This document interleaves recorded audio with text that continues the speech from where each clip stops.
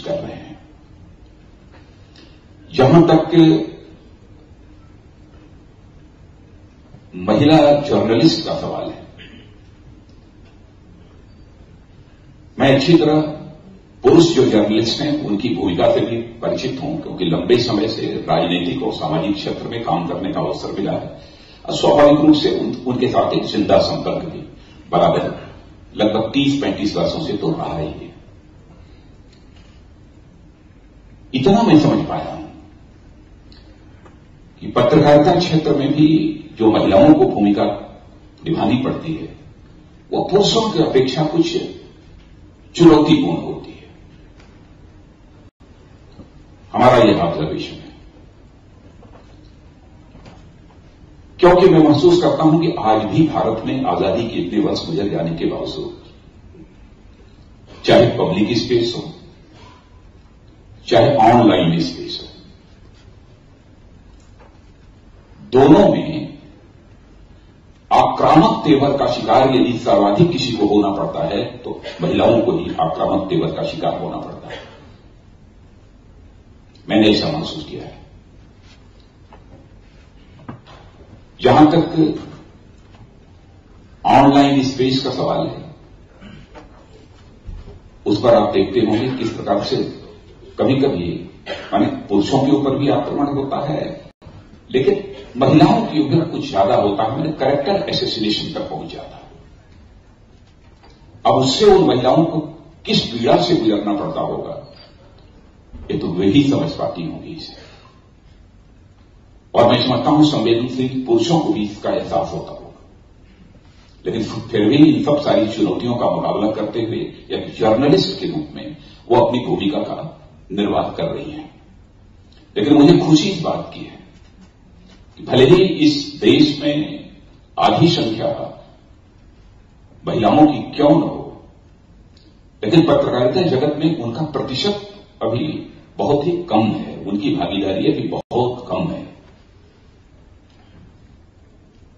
और मैंने देखा है कि एक प्यू रिपोर्ट जो 2014 और 15 की है, उस प्यू रिपोर्ट के आधार पर भी संभवतः अब भी सारी दुनिया में जो पुरुष पत्रकार हैं उनकी अपेक्षा महिला पत्रकारों को 17-18% वेतन कम मिलता है।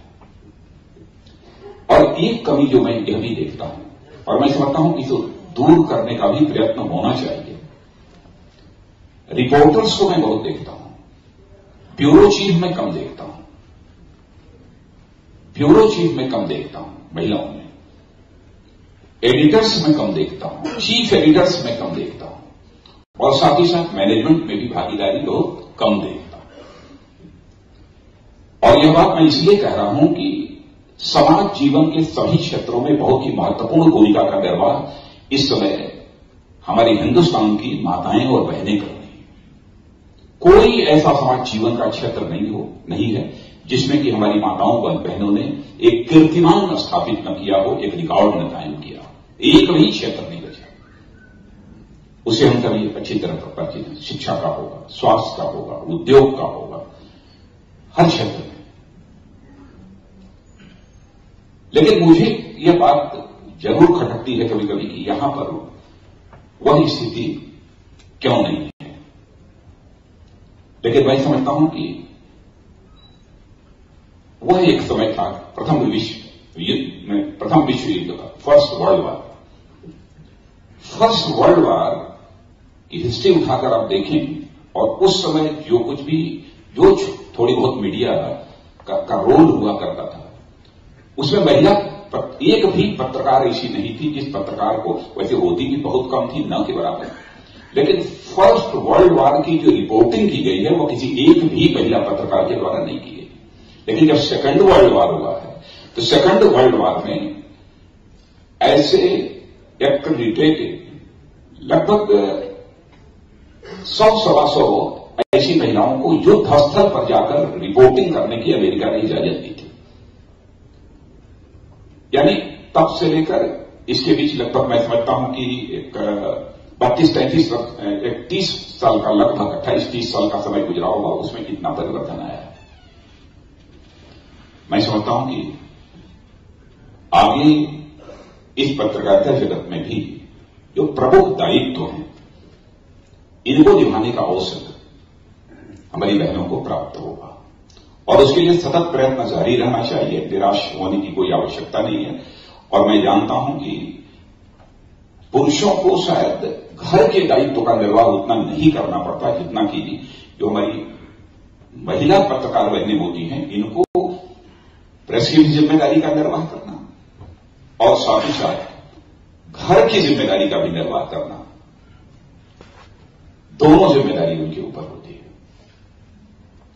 इसीलिए मैंने कहा ना कि महिला पत्रकार होना यह कुछ तो, और पुरुष पत्रकार होने की अपेक्षा यह कुछ ज्यादा चैलेंजिंग होता है, यह ज्यादा चुनौतीपूर्ण होता है।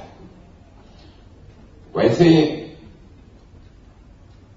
महिला होने के नाते मैं समझता हूं कि अब किसी के अंदर कोई बहुत कॉम्प्लेक्स पैदा नहीं होता होगा, क्योंकि समाज के जब सभी क्षेत्रों में हम देखते हैं तो हम समझते हैं कि कंसिस्टेंट परफॉर्मर ये हमारी बहनें रही, कंसिस्टेंट परफॉर्मर। तो अब तो कभी वह रहा होगा कि मैं महिला हूं, मैं कैसे कर पाऊंगी, क्या है वो है। आज ऐसी स्थिति नहीं है। इलेक्ट्रॉनिक चैनल्स में देखता हूं जो रिपोर्टर्स हैं और एंकर्स, तो मैं समझता हूं कि ये जो महिला हमारी एंकर्स और रिपोर्टर्स हैं, बहुत ही करिश्माई उनका परफॉर्मेंस रहता है, बहुत ही शानदार परफॉर्मेंस रहता है, मैं कहना चाहूंगा। लेकिन इसके कारण हमारे पुरुष मित्र नाराज नहीं होने चाहिए, उनका भी रहता है। लेकिन मैं देखता हूं ज्यादातर मुझे एंकर के रूप में अपना रोल निभाते हुए हमारी ये सब छोटी छोटी बहनें दिखाई देती हैं, उस पर मुझे सचमुच बेहद खुशी होती है। बहुत बड़ा आपका योगदान इस समाज के लिए भी हो सकता है और साथ ही साथ इस देश के विकास के लिए भी हो सकता है। यह बात मैंने, अब देश के विकास और पत्रकारिता, इन दोनों का क्या रिश्ता है, यह किसी के मस्तिष्क में यह प्रश्न चिन्ह खड़ा होता होगा कि ये मैं क्यों बोल रहा हूं। वो इसलिए बोल रहा हूं कि सामान्यतः विकास का मूल्यांकन, डेवलपमेंट का मूल्यांकन जब किया जाता है, किस आधार पर करते हैं? जीडीपी ग्रोथ रेट के आधार पर, इंडस्ट्रियल डेवलपमेंट के आधार पर सामान्यतः करते हैं। लेकिन जीडीपी ग्रोथ रेट बढ़ेगी कब बढ़ेगी, और साथ ही साथ इंडस्ट्रियल प्रोडक्शन, क्या केवल यही दो विकास के माध्यम है? क्या इससे विकास का लाभ समाज के सभी वर्गों को सभी स्तरों पर मिल जाएगा केवल जीडीपी ग्रोथ रेट बढ़ जाने से, केवल इंडस्ट्रियल डेवलपमेंट हो जाने से? ऐसा नहीं है। मैं मानता हूं कि विकास का मूल्यांकन किया जाना चाहिए, ह्यूमन डेवलपमेंट इंडेक्स के आधार पर मूल्यांकन किया जाना चाहिए, केवल जीडीपी ग्रोथ रेट अथवा इंडस्ट्रियल डेवलपमेंट के आधार पर नहीं किया जाना चाहिए। जब हम ह्यूमन डेवलपमेंट इंडेक्स की बात करते हैं तो स्वाभाविक रूप से दो तीन चीजें हमारे सामने आती हैं, हेल्थ है, एजुकेशन है, और भी बहुत सारी चीजें हैं। और मैं देख रहा हूं कि इन सब सारी क्षेत्रों में हमारी महिलाएं बहुत ही अहम भूमिका का निर्वाह इस समय कर रही हैं, और आगे मैं दावे के साथ कह सकता हूं कि इनका प्रतिशत बढ़ने वाला है। आज जैसे होम मिनिस्टर के रूप में अपनी जिम्मेदारी का मैं निर्वाह कर रहा हूं, तो इसके पहले भी आज होम मिनिस्टर के रूप में जिम्मेदारी निभा रहा हूं, लेकिन इसके पहले भी जब मैं पार्टी का राष्ट्रीय अध्यक्ष था, तो इस महिला जगत की अहमियत और इस महिला जगत का कंट्रीब्यूशन कैसे देश निर्माण में सहायक हो सकता है, इसको मैं समझता था। इसीलिए पार्टी का राष्ट्रीय अध्यक्ष रहते हुए शायद हमारी पहली पार्टी थी और शायद मैं पहला राष्ट्रीय अध्यक्ष था जिसने कि पार्टी ऑर्गेनाइजेशन में 35% का आरक्षण महिलाओं के लिए हमने किया था, पहले किया, सबसे पहले किया। और आज गृह मंत्रालय की जिम्मेदारी संभालने के बाद भी मैं बताना चाहता हूं आपको, अब तक हमारे सेंट्रल आर्म्ड पुलिस फोर्स में जो परसेंटेज है महिलाओं का 1.99% है। मैंने कहा कि कुछ ही वर्षों में इसको 10 तक ले जाइए और 10 के हम आगे इसको बढ़ाना चाहते हैं। कोई यह कह सकता है कि सेंट्रल आर्म्ड पुलिस फोर्स में महिलाओं का कि क्या भूमिका है, क्या काम है। लेकिन मैं आपको जानकारी देना चाहता हूं कि जो फील्ड में काम करने वाले लोग, ऑपरेशनल रोल जो निभाने वाले हमारे पुलिस, ये पैरामिलिट्री फोर्सेस के जवान होते हैं, उनको एडमिनिस्ट्रेटिव सपोर्ट की भी आवश्यकता होती है। उस एडमिनिस्ट्रेटिव सपोर्ट में भी ये महिलाएं बहुत ही महत्वपूर्ण भूमिका निभा सकती हैं। कानून और व्यवस्था के नियंत्रण में भी आज महिलाओं की आवश्यकता है। और इसको समझते हुए मैंने एक एडवाइजरी, अभी हाल में ही मैंने एडवाइजरी जारी की है, सभी स्टेट गवर्नमेंट्स को भी जारी की है, और साथ ही जितने हमारी यूनियन टेरिटरीज हैं उनके लिए भी मैंने जारी किया है। मैंने कहा कि महिलाओं का प्रतिशत पुलिस सेवा में भी कम से कम 33% होना चाहिए, क्योंकि मैं देखता हूं कि बहुत सारी ऐसी घटनाएं होती हैं, पुरुष प्रधान थानों पर जाकर अपनी एफआईआर दर्ज कराने में बहुत सारी महिलाओं को कितनी हिचक होती है। जो भी घटना घटित हुई होती है उसको वो खुलकर बोल नहीं सकती है। और इसलिए अपने दिल्ली पुलिस को भी मैंने एक आदेश दिया है कि जेंडर सेंसिटाइजेशन का भी कार्यक्रम यहां पर चलना चाहिए। और मैं समझता हूं कि सभी क्षेत्रों में यह ध्यान दिए जाने की आवश्यकता है कि हम कैसे महिलाओं की भूमिका को और अधिक महत्वपूर्ण बना सकते हैं और अधिक कैसे फ्रूटफुल हम बना सकते हैं, इस ओर ध्यान दिए जाने की आवश्यकता है। मैं समझता हूं कि आज के अवसर पर इससे ज्यादा कुछ बोलने की कोई बहुत आवश्यकता नहीं है, क्योंकि पत्रकारिता कैसे होती है, आपको क्या करना चाहिए, क्योंकि मैं पत्रकारिता जगत का कोई अनुभवी व्यक्ति नहीं हूं, इसलिए मैं नहीं बता सकता हूं। लेकिन थोड़ा बहुत जब कभी कभी किसी समाचार के कारण अपने को भी सदमा जो पहुंचता है, उसका अनुभव जरूर है।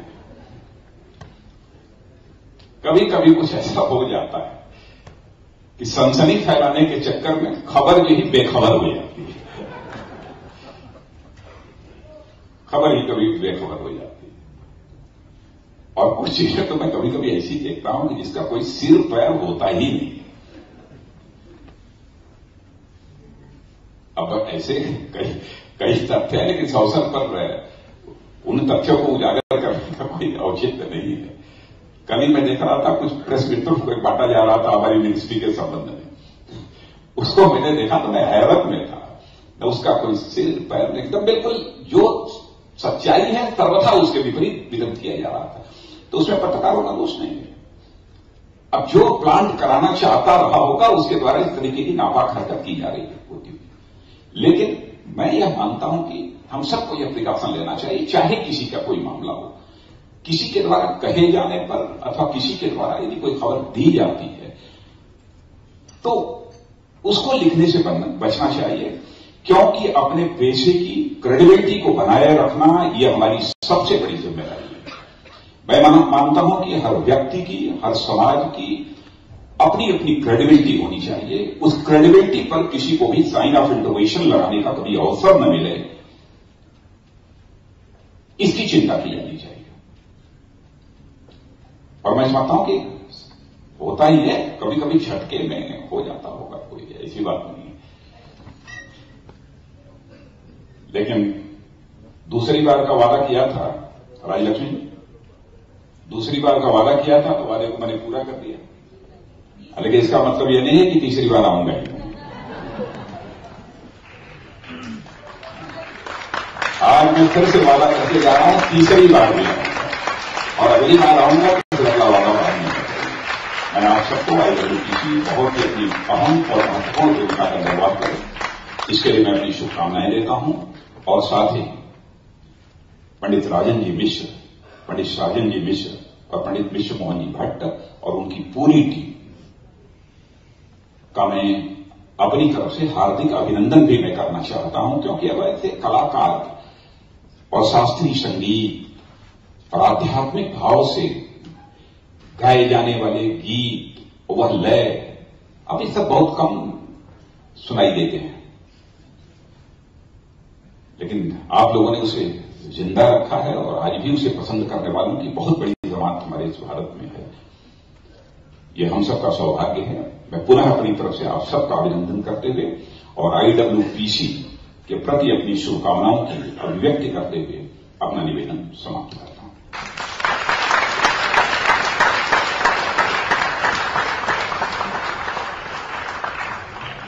बहुत बहुत शुक्रिया श्री राजनाथ सिंह जी। आपने बहुत प्रोत्साहन भरे शब्द हमारे महिलाओं के लिए कहे और हम उम्मीद करते हैं कि सबसे पहले 33% रिजर्वेशन जो महिलाओं का है वो आपकी सरकार उसको पूरा करेगी और आप बार-बार जल्दी आप तीसरी बार चौथी बार आप बिल्कुल नई भूमिका में भी आ सकते हैं। कुछ हमारे मित्रों ने कहा कि शायद नई भूमिका में भी आ पाए, तो इसलिए मैं बहुत आपकी शुक्रगुजार हूं। आप यहाँ पे आए, अपना कीमती वक्त आपने दिया और साथ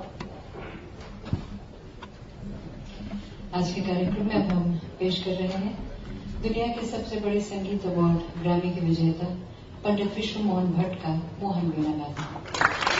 पंडित जी is a star performer, innovator, and a soulful composer. He has dazzled the world time and again with his musicality, virtuosity, and command over the instrument. आपने हवाइन गिटार, सितार, सरोद और वीणा को मिलाकर 14 और तारें जोड़ी और मोहन वीणा का निर्माण किया। मोहन वीणा पर आप बखूबी तंत्रकारी अंग में गायकी अंग शामिल कर अपनी खास तीव्र गति की तानों से दर्शकों को मंत्रमुग्ध कर देते हैं। Be it jamming with Rick Uder or with Jerry Douglas, with Chinese Eru or Arab oud players, or with our very own Langas and Malmias, Pandit ji has always created magic with his music. पंडित विश्व मोहन भट्ट ने एक और जहां शुद्ध रागों की गहराइयों को नापा है, वहीं वर्ल्ड म्यूजिक के दायरे को अपने संगीत में समेटा है और बॉलीवुड से लेकर हॉलीवुड तक की फिल्मों के लिए संगीत की रचना भी की है। संगीत के क्षेत्र में योगदान के लिए आपको अनेक पुरस्कारों से सम्मानित किया जा चुका है, जिनमें प्रमुख है ग्रामी अवार्ड, पद्मश्री, संगीत नाटक अकादमी पुरस्कार, तंत्र श्री, सम्राट और राजस्थान श्री की उपाधि। आज आपके साथ तबले पर हैं श्री राम कुमार मिश्र। आप पंडित छन्नूलाल मिश्र के सुपुत्र हैं, पंडित अनोखेलाल जी के नवासे और विदुषी मनोरमा मिश्र के सुपुत्र एवं शिष्य हैं। Ladies and gentleman, please welcome